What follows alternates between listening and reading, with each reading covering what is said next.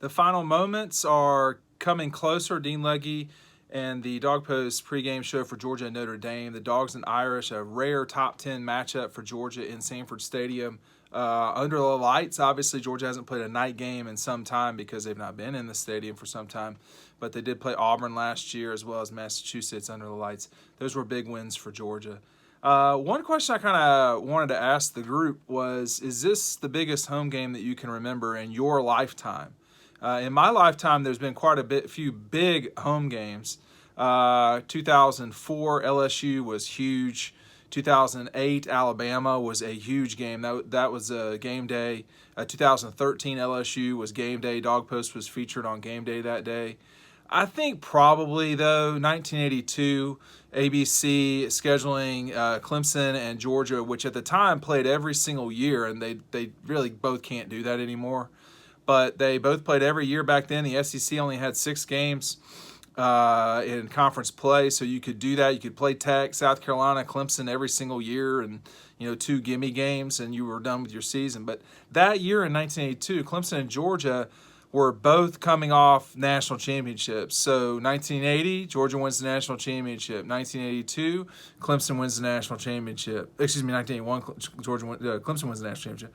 So 1982, you have the back-to-back national champions opening the season under the lights. Now, that hadn't happened in Athens at the time. I'm not sure that happened in a very long time in Athens. So that was a huge game. Georgia winning that one. The usual slugfest between Clemson and Georgia. If you did not watch Matt DeBerry in his recruiting show earlier this week, I would encourage you to go watch that. It's over on dawgpost.com. You can scroll through YouTube and watch that as well if you'd like.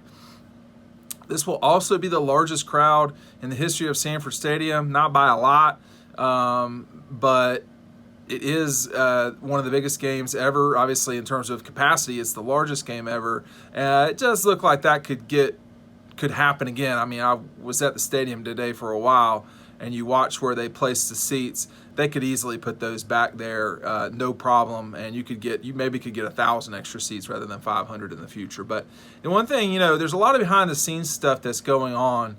And today, when I was doing stuff at the stadium, Notre Dame had their walkthrough, and it legitimately was just a walkthrough. I don't even know if they all walked to the end of the stadium and came back or not, but there were a lot of people watching on the bridge at Sanford Stadium. There's a lot of security around the stadium. I mean, there's a noticeable presence in the stadium. People are, I would say, on edge might be a strong word or phrase, but that's one way to put it.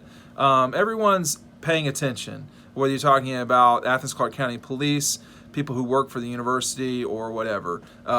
Many of them that I talked to today and through the week have noted that this has been a lot this week. I talked to a senior person at Georgia who's been there for a long time. Their characterization of this was it was just as hectic as Alabama 2008 or LSU 2013, and of course that was when game day was in Athens. So game day's been in Athens a fair amount. Actually, it's not been a bunch, but because typically the SEC is on CBS for big games, and ESPN doesn't really want to spotlight that, and didn't really have a choice this year or this week. But this is definitely, this is bigger than any other games that relates to media attention, because Notre Dame is bringing a huge contingent of media. Georgia has a big contingent of media. Many of them really shouldn't be included in the media contingent. Sorry, it's true. But there's a lot of people that cover Notre Dame as well. My suspicion is they probably shouldn't be doing it either. But, the credentials for the press have always been in the hundreds. So, in other words, 999 or fewer was always the number on the press credential. In this case, it's got a 4th digit, so you can go all the way up to 9,999 credentials in theory for this game. That's a lot. I think it will be probably 400 or 500 people that are credentialed for this game, and that's a huge number at Georgia for sure.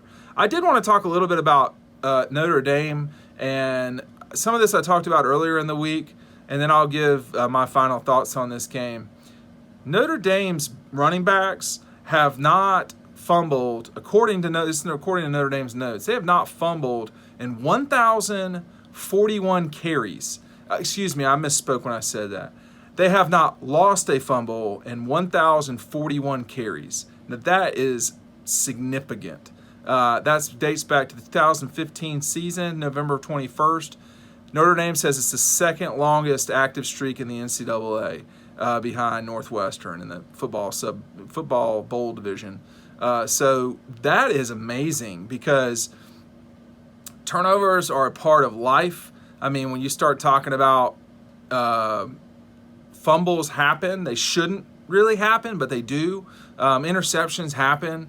But in this case, to go that long, I mean, seasons without forfeiting a fumble, that's legit right there. That's good coaching. That's good listening. That's good ball carrying for sure.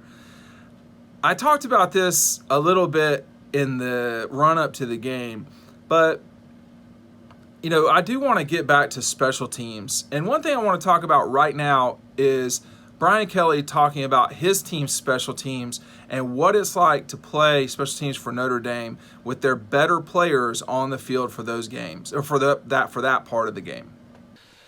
First of all, I like our players'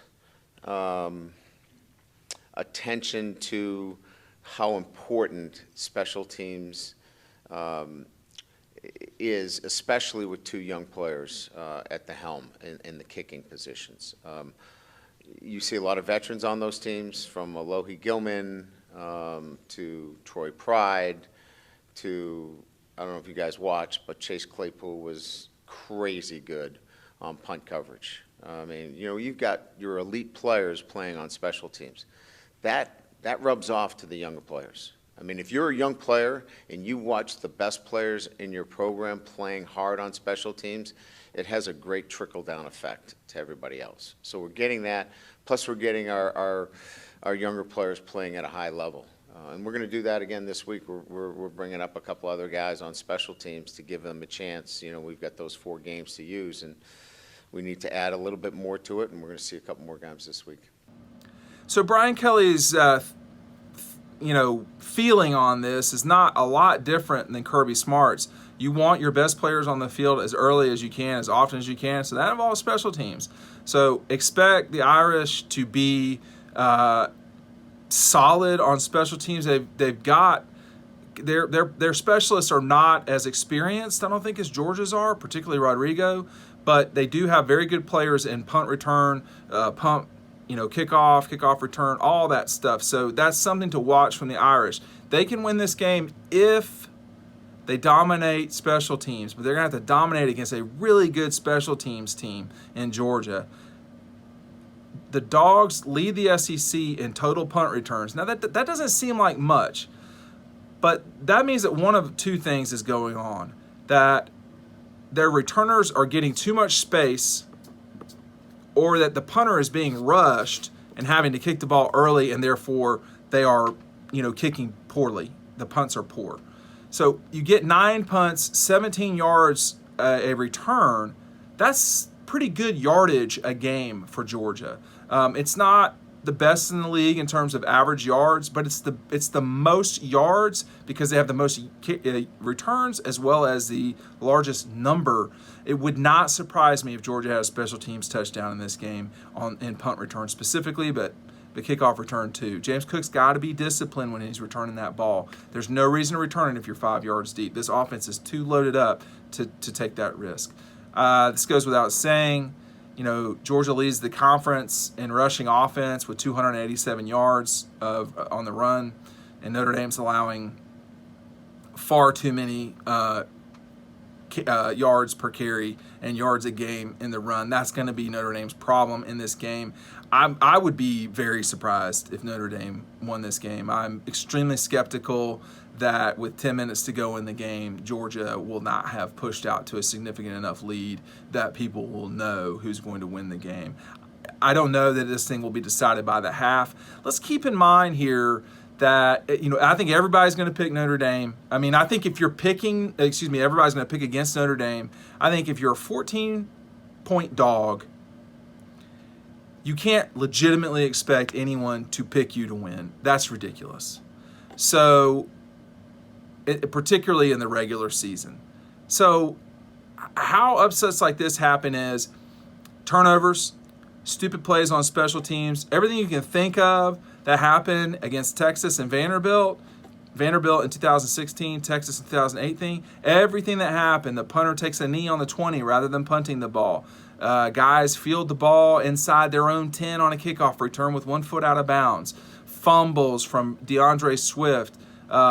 Poor play from the offensive line against Vanderbilt. I don't expect that. But just stuff like that. I mean, Georgia beat Vanderbilt up and down the field in 16 and lost the game. I mean, they beat them up and down the field.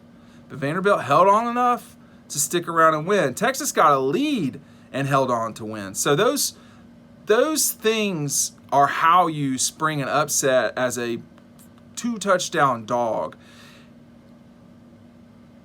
These guys are not chumps. I don't think people are necessarily dismissing them offhand, but that so many people are picking against Notre Dame will make people think, hey, these guys got no shot. It's not going to happen. They were undefeated last year for a reason. The season before that, they were one of Georgia's toughest games, if not in the top. They were certainly in the top 3.